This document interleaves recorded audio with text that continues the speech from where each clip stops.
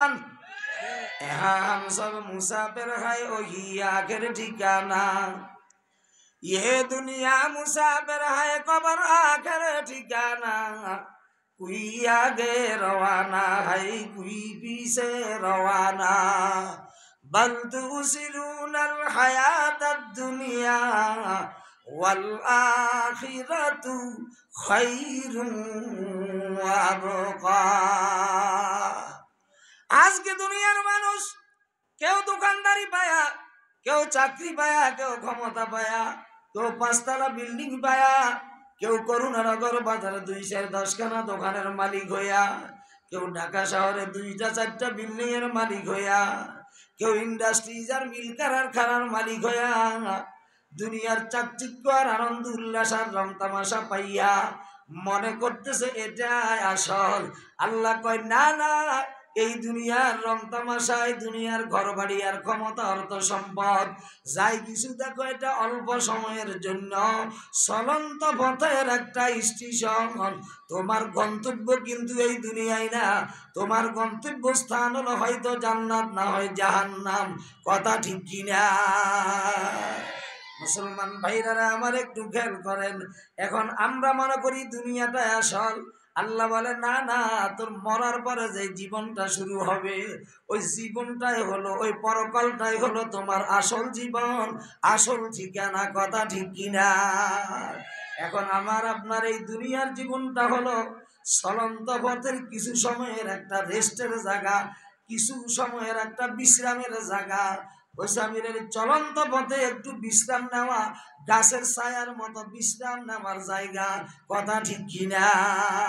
বলে হুজুর কেমনে?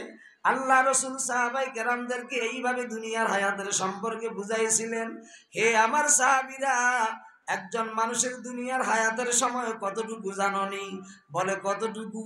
একজন চলন্ত পথিক, একজন মুসাফির, একজন পথিক বাড়ি থেকে রওনা হলো অথবা বাজার থেকে রওনা হলো অথবা এক জায়গা থেকে আরেক জায়গায় যাবে রওনা হলো।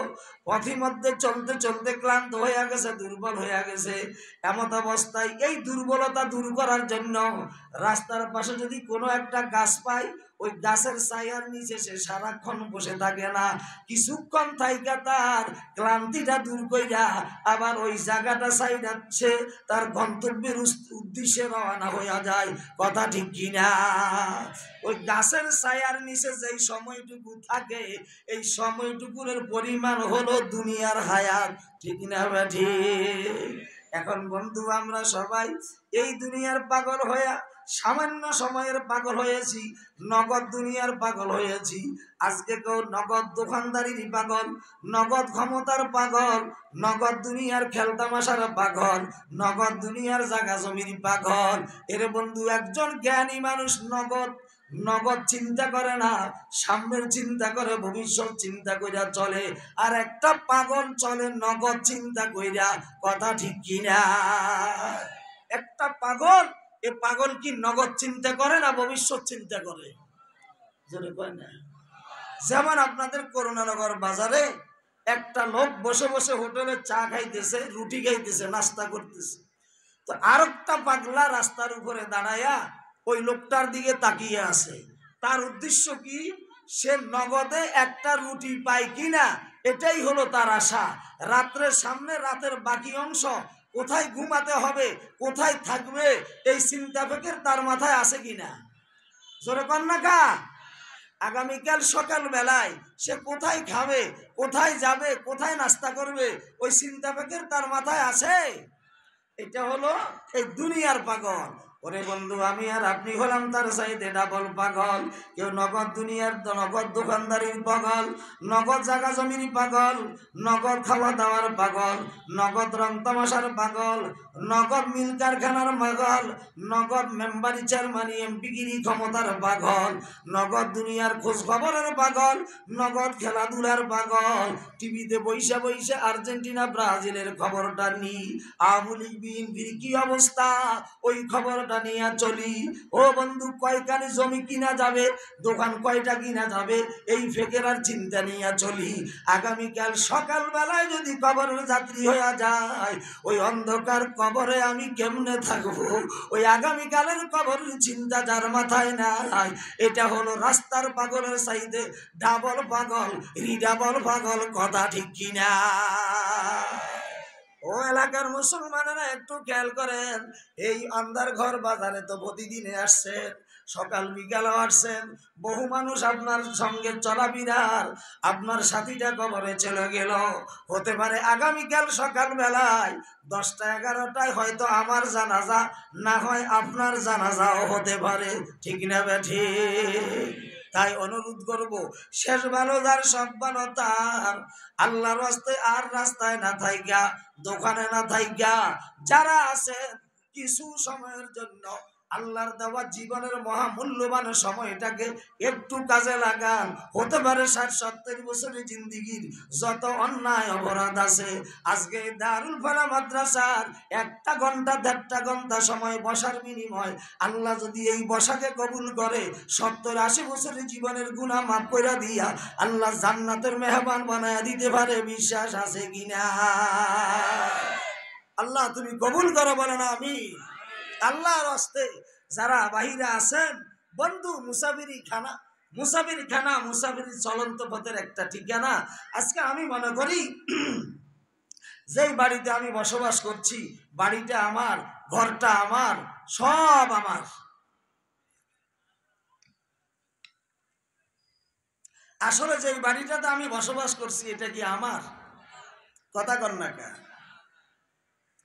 বলকের বাদশাহ ইব্রাহিম ইবনে আদহাম, আপনি যেই বাড়িতে বসবাস করছেন, আপনার বাবা দাদা যেই বাড়িতে বসবাস করছে, এটাকে আমি মনে করি আমার বাড়ি। ঠিক না? বলকের বাদশাহ ইব্রাহিম ইবনে আদহাম, তিনি তার রাজমহলের রাজভবনে, বাসভবনে শুয়ে ঘুমাইতেছে। গভীর রাত্রে একজন মুসাফির যায় ডাক দিল, এই বাড়ির মালিক আসো কিনা?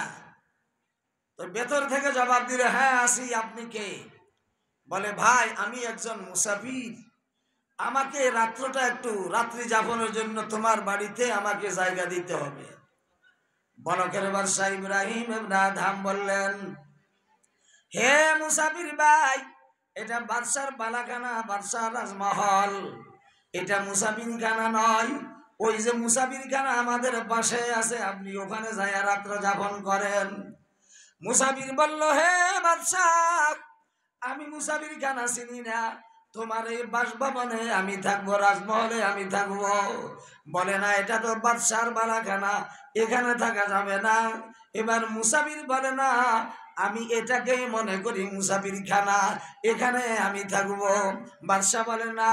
মুসাফির বলে, মুসাফিরও সাধারণ মানুষ না, মুসাফির হলেন হযরত খিজির আলাইহিস সালাতু ওয়াস সালাম। মুসাফির বললেন, হে বাদশাহ, আমি তোমার এই বাড়িটা যে মুসাফির খানা, আমি তোমাকে প্রমাণ করে দেব। বলে, কেমনে? বলকের বাদশাহ ইব্রাহিম ইবনে আদহাম, সে বলল, আপনি প্রমাণ করেন। মুসাফির বলল, হে বাদশাহ, বলো, তোমার আগে তোমার এই বাড়িতে, এই ঘরে কে বসবাস করেছে? আমার বাবা। তোমার বাবার আগে কে বসবাস করেছে? আমার দাদা। তুমি এখন কে বসবাস করে? আমি বসবাস করি। তোমার পরে কে বসবাস করবে? আমার ছেলে। তোমার দাদা কতদিন ছিল? কিছুদিন ছিল, তারপর ছেড়ে চলে গেছে। তোমার বাবা কতদিন ছিল? কিছুদিন ছিল, তারপর ছেড়ে চলে গেছে। তুমি কতদিন থাকবা? কিছু সময় থাকবো, তারপর আমিও ছেড়ে চলে যাব। তোমার ছেলে কতদিন থাকবে? কিছুদিন থাকবে, কিছু সময় থাকবে, তারপর আমার ছেলেটাও চলে যাবে। এবার খিজির আলাইহিস সালাতু ওয়াস সালাম বলেন, মুসাফির বলেন, ও ভাই, মুসাফির ঠিকানা, মুসাফির খানা ওই জায়গাটারে বলা হয় যেই জায়গায় মানুষ কিছু সময় থাইকা জায়গাটারে ছাইরা চইলা যায়, ওই জায়গাটার নাম হলো মুসাফির খানা। কথা ঠিক কিনা? হে বাবা, হে ভাই, আজকে আপনার দাদাও বলেছে এই বাড়ি আমার, এই ঘর আমার, এই পুকুর আমার, এই টাকা পয়সা আমার, দোকানপাট আমার। আপনার দাদাও কিছু সময় আমার বইরা ছিল, এখন আর নাই, ছেড়ে চলে গেছে। আপনার বাবাও চলে গেছে। আপনি এখন বলেন আমার কিছু সময় থাকবে, এরপর কিছুদিন পর, কিছু সময়ের পর আপনি আর আমিও সেই বাড়িটা 50, 60, 70 বছরের বাড়ি আর ঘর আর খাট পালং সব চাইডা আপনি আর আমিও বিদায় হয়ে যাব। সুতরাং যেই বাড়িটার আশা করি ওই বাড়িটা হলো মুসাফিরখানা, আমার বাড়ি না। কথা ঠিক কিনা?